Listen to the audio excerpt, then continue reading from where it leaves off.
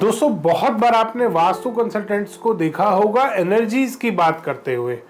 वो कहते हैं, कोई कह रहा है हम देवता की एनर्जी ठीक कर रहे हैं, कोई कहता है हम जियोपैथिक स्ट्रेस ठीक कर रहे हैं।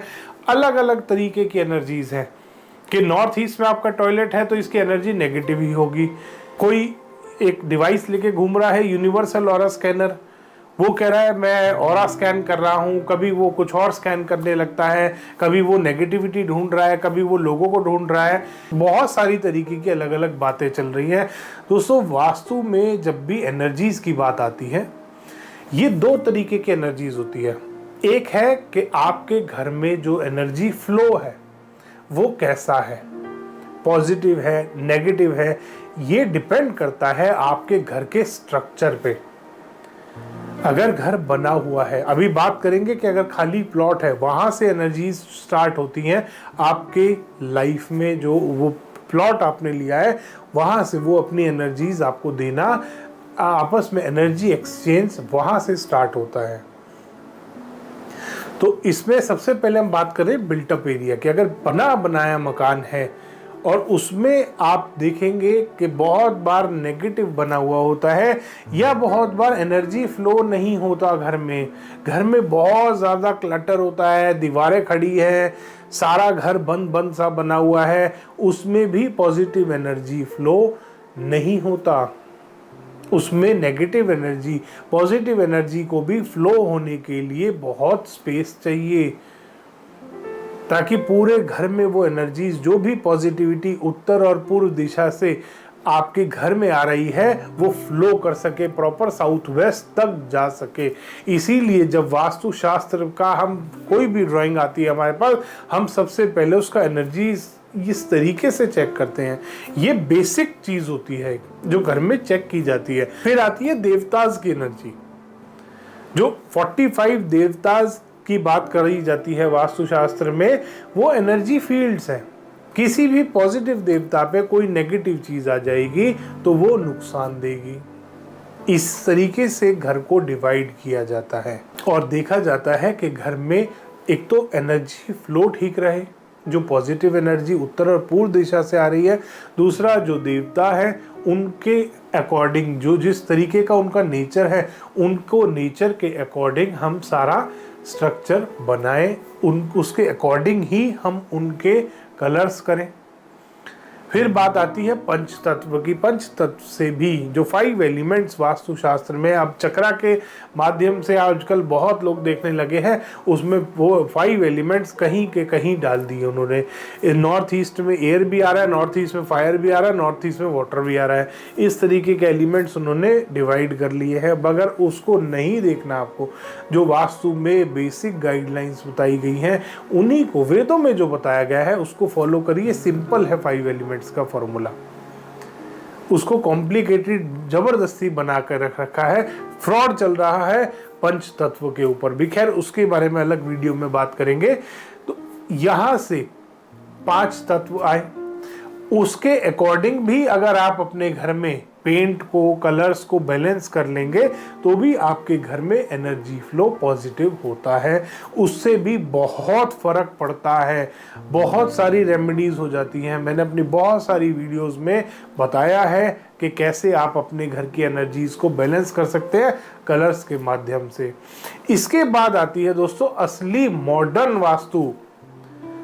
क्या यूज है मॉडर्न वास्तु का? मॉडर्न वास्तु का ये यूज है, जैसे जैसे लोग रिसर्च कर रहे हैं, जैसे जैसे इस दुनिया में रिसर्च हो रही है, उसी के अकॉर्डिंग एनर्जीज और वाइब्रेशंस और रेडिएशंस बहुत ज़्यादा बढ़ती जा रही है। एक छोटा सा एग्जांपल लूंगा इलेक्ट्रोमैग्नेटिक रेडिएशंस का। मोबाइल टावर्स और डिफरेंट टाइप्स के रेडियो सिग्नल्स से ये इलेक्ट्रोमैग्नेटिक फील्ड डेवलप होती है। किसी भी घर में अगर ये फील्ड ज़्यादा आ रही होगी, किसी भी स्थान पे अगर ये ज़्यादा आ रही होगी, मान लीजिए किसी के स्टडी रूम में फील्ड ज़्यादा आ रही है, किसी के बेडरूम में फील्ड ज़्यादा आ रही है, वो उसको नुकसान करेगी। आप 100% घर वास्तु से बना लेते हैं, उसके बाद भी आपको पॉजिटिव रिजल्ट्स नहीं मिलते। ये इसी कारण होता है, जब आपके घर की एनर्जीज बैलेंस नहीं होती है। इलेक्ट्रोमैग्नेटिक रेडिएशन, इसका वास्तु से कोई लेना देना नहीं था। बट आजकल बहुत सारे घरों में हम ये चीज़ नोटिस करते हैं कि 100% वास्तु से अगर घर बना लिया उसके बाद भी आदमी परेशान क्यों है, इसका स्ट्रेस लेवल खत्म क्यों नहीं हो रहा, इसका स्ट्रेस कम क्यों नहीं हो रहा। जब हम वहाँ पर इलेक्ट्रोमैग्नेटिक फील्ड चेक करते हैं वो हमारे को बहुत ज़्यादा मिलती है और इसकी बड़ी सिंपल रेमेडीज़ होती है। छोटे छोटे कॉपर के शो पीस रख सकते हैं, ये इलेक्ट्रोमैग्नेटिक फील्ड को आप बैलेंस करने के लिए, न्यूट्रल करने के लिए। इस तरीके की वास्तुशास्त्र में बहुत सारी एनर्जीज होती हैं। एक सिंपल पॉजिटिव और नेगेटिव एनर्जी की बात हमने सबसे पहले करी थी, फिर इलेक्ट्रोमैग्नेटिक फील्ड की बात करी, फिर आता है जियोपैथिक स्ट्रेस। जियोपैथिक स्ट्रेस बहुत सारे लोग यूनिवर्सल ऑरा स्कैनर से चेक कर रहे हैं।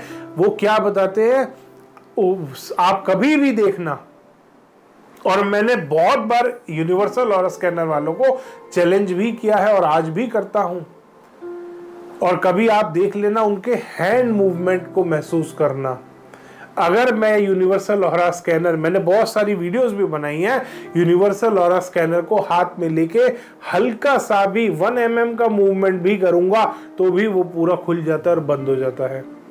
क्लाइंट उस चीज को जब चलते चलते यूनिवर्सल ऑरा स्कैनर वाला हल्का सा हाथ हिलाता है तो क्लाइंट को कभी भी पता नहीं लगता। आप देख लीजिएगा, चाहे मैनुअल हो चाहे डिजिटल हो, मैंने बहुत सारी वीडियोस इसके ऊपर बना रखी हैं और अभी एक और मेरी सीरीज आने वाली है इसी के ऊपर।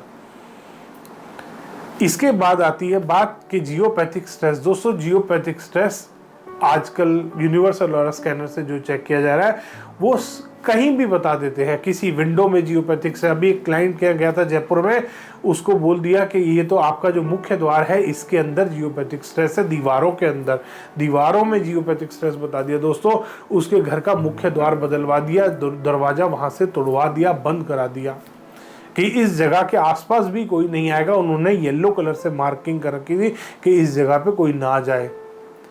जब वहां पे एक्चुअल में जियोपैथिक स्ट्रेस चेक किया तो वहां कुछ भी नहीं था, बस वो वास्तु वाले को अपनी रॉड्स बेचनी थी, उसने वहां पे रॉड्स लगा रखी थी। उसके बाद भी वहां पे जाना बंद करा रखा था, उसने डरा रखा था। वास्तुशास्त्र एक डर का बिजनेस बना दिया है, और बनाया इन्होंने ही है, चक्रजीवियों ने और ये स्कैनर भक्तों ने। ये जो यूनिवर्सल ऑरा स्कैनर के भक्त हैं इन्होंने और ये चक्रजीवियों, इन दोनों ने मिलकर अपने क्लाइंट्स को सिर्फ डराने का काम किया है कि यहाँ ये मत करो, ऐसे हो जाएगा, ऐसे हो जाएगा।